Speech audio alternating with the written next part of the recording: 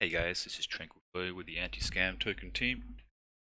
It's got a video today where I'll be covering how to do a basic ERC20 contract analysis. So the purpose of this video is to just help people build up their Solidity reading skills by examining the very basic code that is generally in every ERC20. So I just want to have a little disclaimer here where generally tokens will have a little bit more than this. So there will be extra code. Sometimes it's written a little bit differently. Different versions of Solidity have different syntaxes, which means it won't 100% be the same. But this is just intended to give you a overview of the base code that most tokens have, so that you can look at that code yourself and you can see if they're doing something that's to the contrary. So just to begin with, just doing a quick overview of the OpenZeppelin contract libraries. So this is an amazing resource. If you haven't heard of them, OpenZeppelin is amazing. They've got a great community, very helpful. If you have any questions, I've gotten a lot of good information from them. Highly recommend checking them out. And if you are building a token, then they have an amazing set of verified contracts. So these are contracts that have been bug-free and they're widely used throughout the crypto community. So they're kind of like the gold standard when it comes to finding the base of the code for your token. So you can see they've got a bunch of different folders here, lots of contracts in them. But the one we'll look at today is the ERC20.sol. It's like the code for a basic ERC20. And so I'm just going to go through it quickly, and then I'll be going through a compiled example, taking multiple different contracts, and just kind of running you through the entire code. So, see, they're defining a contract, they're using safe math, and then so they've got some mappings here, which is kind of like a data structure for storing information. So for example, in this one, you can put in an address and you will get a number. That's just telling you how many, the balance of how many tokens that address has in a number. That's what uint256 means, by the way. Uint means basically a number. And so then we've got another mapping structure, which is for allowances. So allowances, I'll get to that later. Okay, so then they get you define total supply. Well, they say this is a number, a total supply, name, symbol, decimal. And so then we have a constructor argument, constructor function, sorry. So constructors are run once upon initialization, deployment of the contract, and then it's never used again. And so this is just determining a few functions that you can call. So you could call the name, you get the name of the token, you get the symbol of the token. And so you can see also here that they have notes. Anything that's in, so this is like the end of a note, this is the start of a note. And so anything that's in here is like grayed out.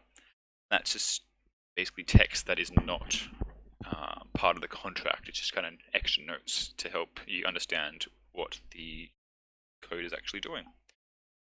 So then also a function to return the decimals, function to get the total supply, the balance of an account. And so here we have the transfer, allowance, transfer from, increase allowance, mint, decimals. So look, I'll just go through it very briefly, and then I'll cover it in more depth when I get to the compiled example. The next one is IER20. And so you actually notice this, they import this. So they're saying here that this contract, ERC20, is context, which is another contract, and it's also IERC20. That's basically saying, yeah, grab information from here because this is inheriting data from this one. And so it's kind of like yeah, here we go, like interface for the ERC20 standard. So again, quickly we've got total supply function. You know, you can see the notes. It's pretty good information on the OpenZeppelin contracts, so you can kind of get a pretty easy understanding of what each of these functions do. So yeah, allowance is for ERC20s. It's basically allowing allowing tokens to be handled by a contract on your behalf. So you're saying, yep, I will let this smart contract handle this amount of tokens.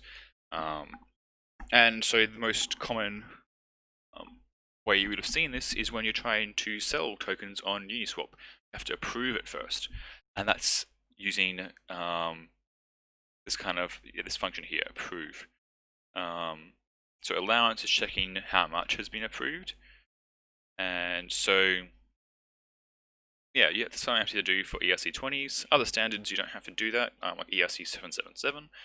But for an ERC20, this is a common function. You've got a transfer from function as well, which so you can see here, function transfer. So you need to input. So anything in the brackets here after a function is the inputs, and so you can see here it's defining it's an address. This is a number. So this address is called the recipient. So that's who you're sending the tokens to, and this is the amount of tokens you are sending. And our last very commonly used library is SafeMath. Math. There you go, SafeMath. So SafeMath, it's basically just adding in some checks and balances to make sure that you're not breaking anything. You can see here they've got a little bit about it here. So yeah, it's a great resource to use. Always use SafeMath if you're using any kind of mathematic operations in your contract. So it's a library. You can see that they've got one for add, subtract, multiplier, divide, and modulus as well, which is this a different type of mathematic operation. So now I just want to go. So this is Atom. Atom is a free-to-use text editor that I use for coding contracts, and so I really like it because you can customize a lot about it. It's free, it's nice, and I mean, for me, having it all colored out like this is really handy for helping to read the contract. So I'm just going to run through this entire contract and just try to give as much of a quick overview as I can. Again, it's not going to be an advanced or exhaustive, analysis of the codes, but it should give you enough of an understanding to determine if any of these functions have been modified from the basic state. So to begin with, all contracts need to start with a declaration of what version of Solidity you are using. That's what this is, Pragma Solidity 0.5.0. So all contracts need to have this, and you only need to declare it once, really. So that is, and then we're saying this is the interface for our ERC20, and so that'll become relevant later on, but basically just helps contract use these functions. So these are the basic functions of ERC20, the interface for ERC20. We went through it before, total supply, balance of an account, the allowance of an account, transfer tokens, approve tokens to be transferred, and do a transfer from. So you can see address to who you're sending it to, the value, address where you're sending it from, address to, and the value. And so then we've got some events here as well. So events can be triggered by functions, and they kind of just help process information. So, you've got an event for a transfer and you've got an event for approval. So whenever you do a transfer or an approve function, this event gets triggered, and so people can easily tell, what's going on with that. So then we got the safe math library, and so that's just the standards. So here we go. Contract ERC20 detailed is ERC20. So it's saying that ERC20 detailed is using this. So see, so this is defining name as a string. String is kind of like a string of letters and numbers, whereas uints are numbers. So name, which is the name of the token. You got symbol, which is the ticker, and the decimals, which is nearly always 18. And so the reason that's just the standard. So a good way to think about this is normal currency. Normal currency has a decimals of 2. So you could have $5.23 because you got 2 decimals after the top number. So for ERC20 tokens, you have 18 decimals. So it can be a lot.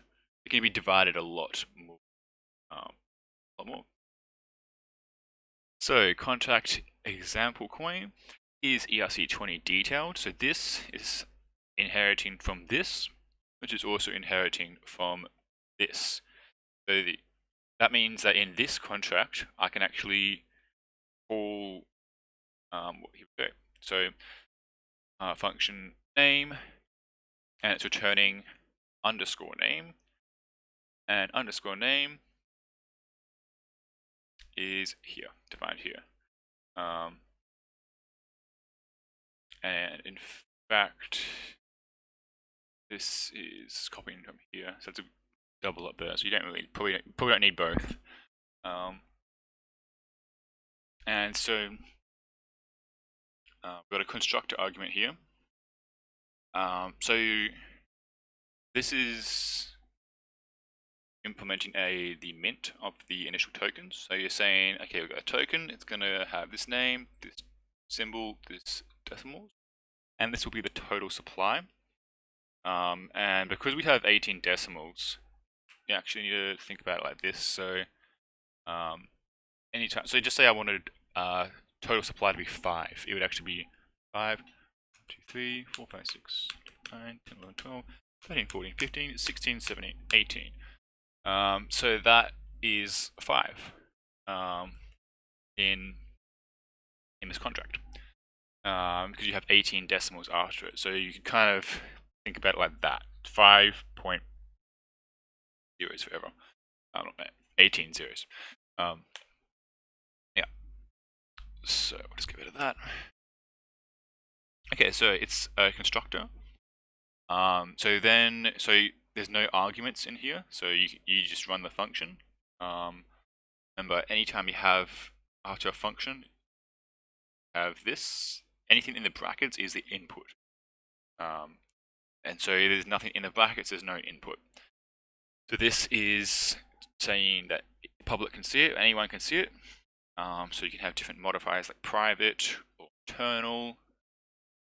And so that just defines who can see the function, interact with it. It's payable, which means it can be used for. Basically, this is a modifier that is used when you're actually moving tokens around. So then we have constructor payable ERC20 detailed. So it's calling this, and then we're grabbing the name. So then we're inputting into this the name, symbol, decimals, and then anything in the curly brackets here is what the function will actually do when it's called. So this is kind of setting it up about what the function is, what its inputs are, any modifiers for it, and then this is the code that will be executed. So it's gonna mint. So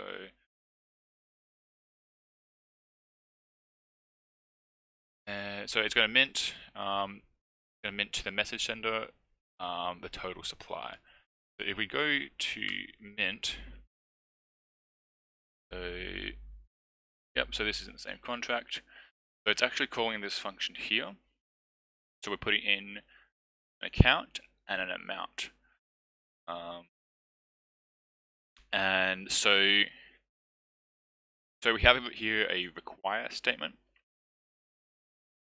So this is a statement that needs to be true, otherwise the transaction will work. So it's saying that it requires that account, which is this, cannot equal what this means. And there's a few different, it's something you have to look up yourself really. There's a few different other ones, like that is equal to, but yeah, just basically this means it cannot equal an address, a 0 address. And you can see here the little comma and then a note that, so basically if you don't hit this require statement, this is what will appear. It's just helpful for, debugging, figuring out what actually happened. So it's saying ERC20, the mint to the 0 address. So yeah, you cannot mint to the 0 address. A 0 address, for those that don't know, is kind of something like that. 0x0000. So if that's okay, then it will proceed down. So before token transfer. So this is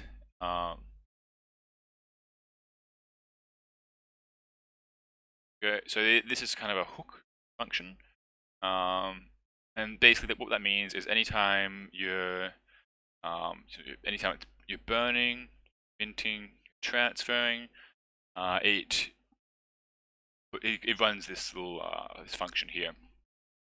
And so in this one, it's not doing anything, and many contracts don't utilize this at all. But you could do something like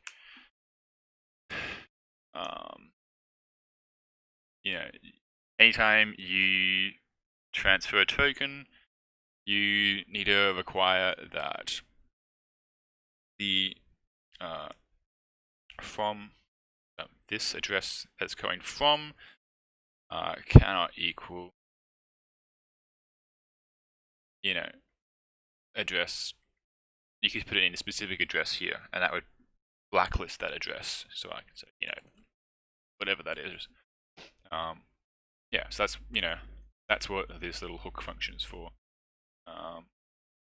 So go back up quickly.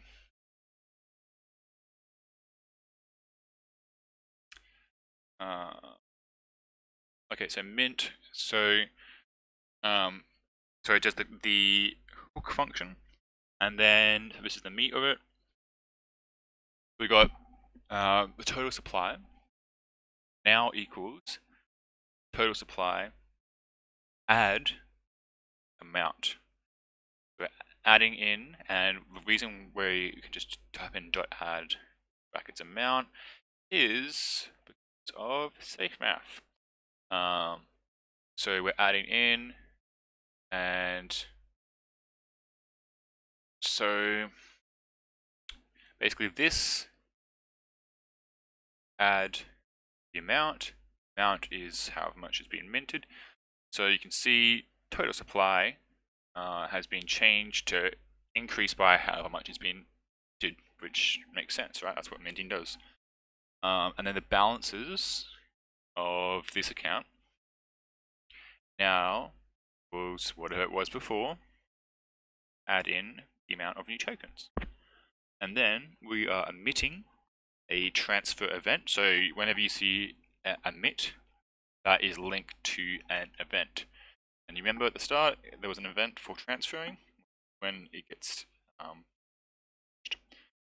So yeah, it's basically saying, hey, there's a transfer event. It went to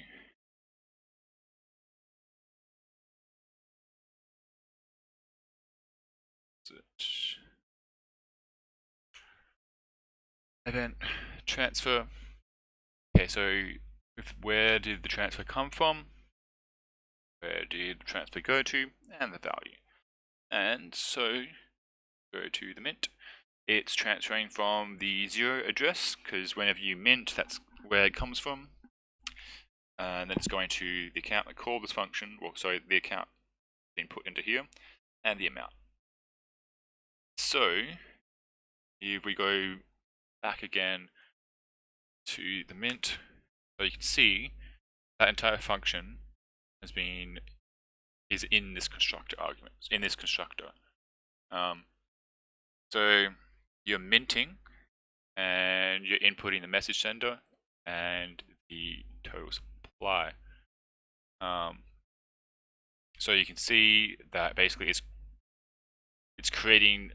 basically minting the initial amount of tokens.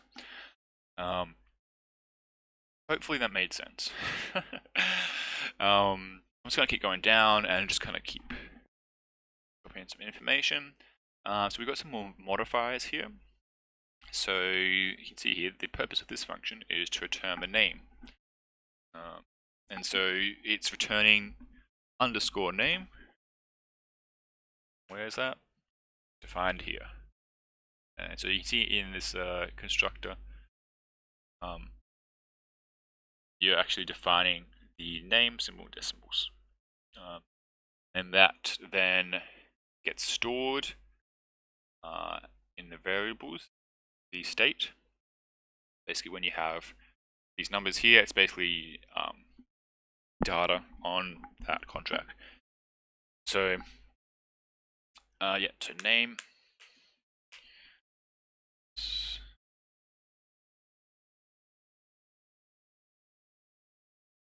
Yeah, sorry. So, function name, was whatever you want, by the way. Like get name. And then you don't need to put anything in. It's public. It's viewing data on the state, and then it's returning a string. That string is memory. Yeah. So basically, yeah, it's returning a string, and then it's saying. So this is linked to this. So what type of this is where the data is stored. So it's saying, okay, we're returning some data. Data will be in a string format and it's saved to the memory. And then we return underscore name, which is a string. See here, so that's fine, and that'll get pushed to here, and then you'll get this information when you call that function. Symbol, decimal, total supply. So you can see here you got transfer, and then it's actually calling underscore transfer, which is here. And so,